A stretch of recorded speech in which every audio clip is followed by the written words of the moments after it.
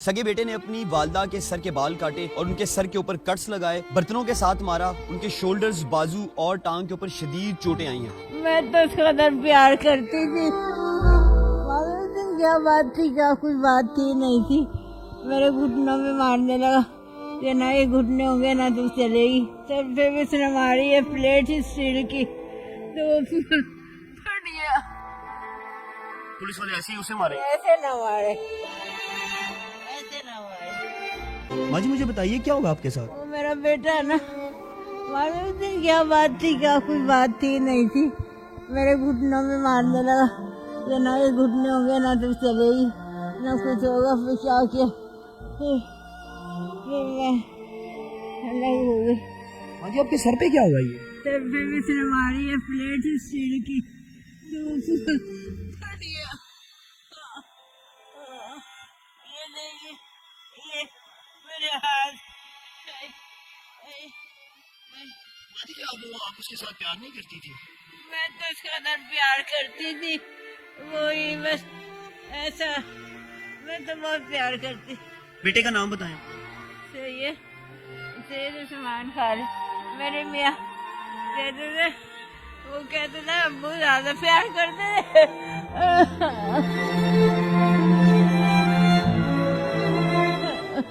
माँ जी उस्मान ने आपको मारा क्यों है? ऐसे मार दिया मुझे, प्लेट मार दी। तो अब मुझे ये बताएं कि आपने उसके ऊपर पुलिस वालों को कहा है कि उसको पकड़ के अंदर बंद कर दें? हाँ कर दे। आय अल्लाह, आय अल्लाह। जैसे उसने आपको मारा, पुलिस वाले ऐसे ही उसे मारे? ऐसे ना मारे, ऐसे ना मारे। उसकी क्या वजह? उसने भी तो उस्मान ने आपको मारा ना? उसे मेरा मियाँ कहता था छोड़ो बच्चे ऐसे। नाज़रीन, इस बुजुर्ग वालदा की गुफ्तगू आप सुन रहे हैं कि उस वक्त शदीद तकलीफ में हैं। इनके सर के ऊपर इस जगह पर काफ़ी ज़्यादा स्टिचेस हैं, सर के बाल भी काटे गए हैं, सर के ऊपर कट्स भी बहुत ज़्यादा हैं, हाथ के ऊपर फ्रैक्चर है, कंधों में बहुत ज़्यादा तकलीफ है, टांग में भी फ्रैक्चर है। दफा ऐसा बेटा जो माँ को अच्छी बुरी तरह मारे। आपके भाइयों ने कभी किया आपकी वालदा वालदैन के साथ बुरा सलूक? कभी ऐसा नहीं हुआ, कभी ऐसा नहीं हुआ। मेरे तो सारे भाई अल्लाह को प्यारे हो गए। बस एक छोटा भाई है अब्बू बकर, वो नहीं आया। मेरे भाई बाबर बड़े अच्छे थे, उनको अल्लाह को प्यारे हो गए। आपने इनकी गुफ्तगू सुनी है। मैं खुद इनके साथ ज्यादा बात नहीं कर रहा, सिर्फ थोड़ी सी गुफ्तगू इसलिए की है कि आपको इनके दुख और तकलीफ और जिस इस वक्त ये कर्ब से गुजर रही हैं आपको उसका अंदाजा हो सके। परसों की बात है, परसों रात को ना मेरी बेटी साइकिल चला रही थी, उसने शोर सुना है, आवाजें रोने की, चीखने की आवाजें आई हैं। उसने मुझे बुलाया, मामा आंटी को ना भाई मार रहा है, उस्मान भाई। मैंने अपने बेटे को भेजा, इसने आवाजें लगाई हैं, दरवाजा खोलो दरवाजा, वो नहीं खोल रहा था दरवाजा। इसी तरह हमने शोर मचा के ना पूरे महल्ले को इकट्ठा किया और सबकी मदद से हमने दरवाजा खोला। तकरीबन 2-3 घंटे के बाद पुलिस को भी फोन किया, पुलिस कह रही है हम दरवाजा नहीं खोल सकते, आप मोहल्लेदार हो, आप खोलो। हमने दरवाजा सब ने मिलकर तोड़ा है और उनको फिर बचाया हमने। खून वगैरह नहीं कर रहा था, आंटी का जख्मी थी खूब। इस घर की तो हालत भी बहुत ज्यादा बुरी है, तो खौफ महसूस हो। हालत जिंदा थे ना, ये माशाल्लाह बड़े खुशहाल थे, ये लोगों को खरायत देते थे। इनके घर में औरतें बेवा आती थी खर्चा लेने के लिए। जैसे इनके वालिद फोत हुए, इनके घर के हालात डाउन हो गए। इनका एक घर है इधर सांदे की तरफ, उधर ना कब्जा किया हुआ है कुछ लोगों ने, फैमिली किसी ने। इनको वो किराया आता था, ये खाते थे, तो बच्चे को तैश आता था, वो गुस्से में आके माँ को मारता था कि किराया लेके आओ। माँ बेचारी बूढ़ी जाती थी, मैं भी कई बार साथ गई हूँ, ये वाली बाजी भी साथ गई है किराएदारों के पास। वो आगे से किराएदार हमें मारना शुरू हो जाते, लड़ते हैं हमारे साथ। उन्होंने कब्जा किया है सारा मसला, ये बच्चे को टेंशन ही यही हुई है घर की। घर में पैसा नहीं आएगा तो वो टेंशन ही होगी।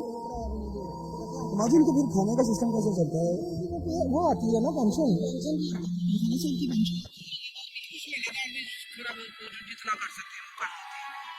कहता था एक्स्ट्रा पैसे नहीं है मेरे पास, मुझे एक्स्ट्रा पैसे ला के दो। अक्सर ना चीखों की आवाज़ें आती हैं, लेकिन कल कुछ ज़्यादा ही, और मुझे भी वैसे भी मैं अपने काम से परेशान था। मैं कहा आज ये काम खत्म करना ही करना है, जैसे मर्जी हो। आंटी को बचाना ही बचाना है, जो मर्जी हो जाए। मेरी ये टांग टूटी हुई है, अभी भी दर्द कर रही है दरवाजे को मार मार कर। आंटी को देखा है जिनको चोटें लगी हैं, वो क्या आपने पहला क्या देखा था? उसके बाद मैं बाहर चला गया क्योंकि मेरे खून आंटी के जो है ना, ये सर की जो मांस है ना ऐसे लटका हुआ पीछे, तो यहाँ पर कटता मेरे ख्याल से ब्लेड का कटता। जो नेबर्स हैं उनकी गुफ्तगू सुन रहे हैं, न जाने उस्मान को क्या हुआ है कि उसने अपनी इतनी ज्यादा शफीक और मोहब्बत करने वाली वालदा के ऊपर जुल्म ढाया है, उनको इतनी तकलीफ पहुंचाई है कि हाथ, टांग, उनके कंधे और सर के ऊपर बहुत ज्यादा شدید نوعیت کی جو چوٹیں ہیں ان کو لگی ہیں.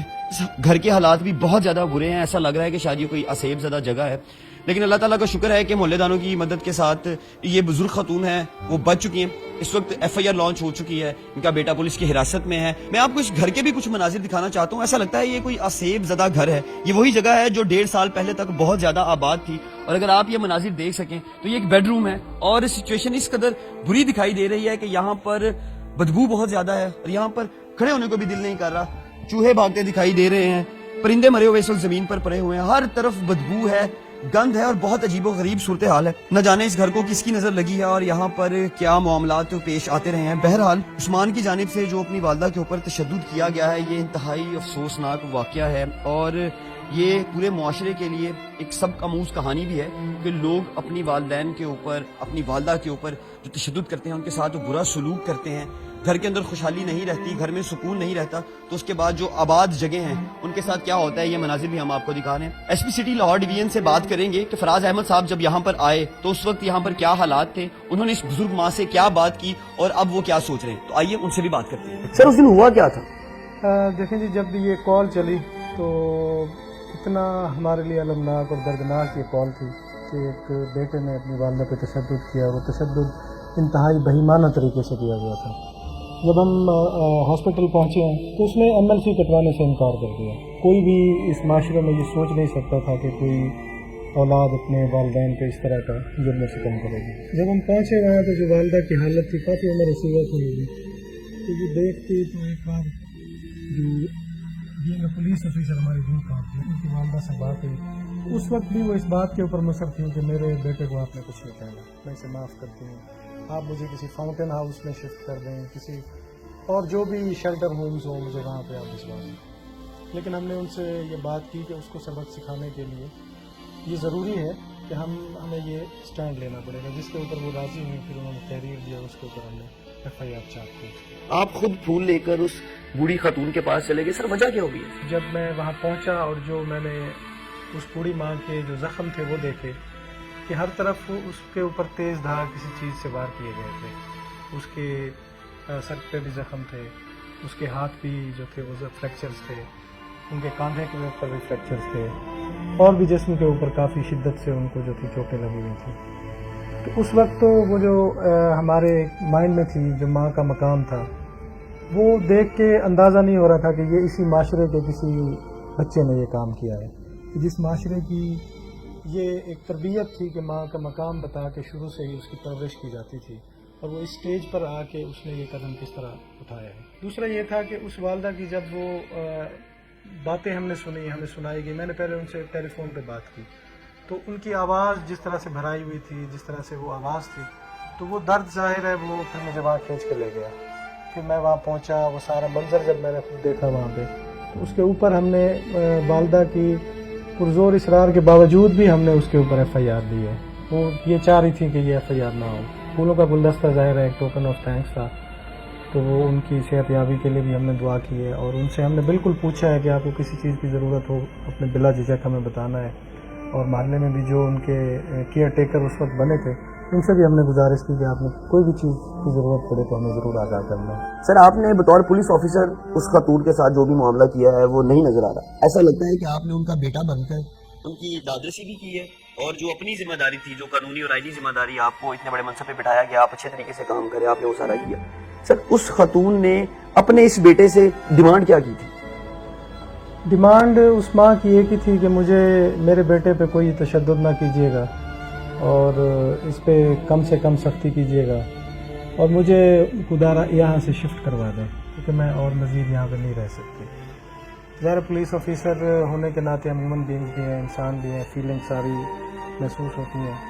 تو اس میں ہم نے فاؤنٹین ہاؤس اور اس کو بالکل ترجیح نہیں دی. ان کے ورثاء سے ہم نے رابطہ کیا ہے, وہ انشاءاللہ پہنچ جائیں گے, وہ اپنے گھر میں ہی رہیں گے, اور ان کی لک آفٹر ہوگی اسی طریقے سے جس طرح ایک ماں کی ہونی چاہیے, اور تیمارداری اسی طریقے. اور ہمارے جو پولیس آفیسرز ہیں وہ گاہیں بگاہیں جاتے رہیں گے اور ان کی تیمارداری کرتے رہیں گے. یہ ان کی ذمہ داری ہے اور انہوں نے ان کی ڈیوٹی لگا دی ہے.